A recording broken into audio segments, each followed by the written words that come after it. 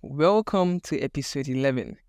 In today's episode, we are going to build our first feature, but in the form of an exercise. Are you ready?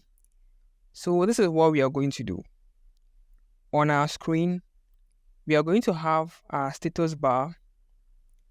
Now, below the status bar is where we have our save area view.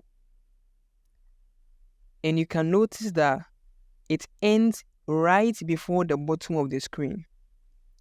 Inside our save area view, we have a view with a background green that has a text search inside of it. Right below it, we have another view with a background blue that has a text list inside of it. One thing you will notice is that this search is not attached to the end of the screen. There is some space around the search, so you can think of padding. Again, if you look at the list, you can see there is some space around it, so you can also think about padding. So this is a very short exercise.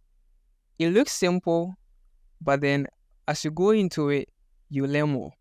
So see you in the next episode as we see the solution to this exercise.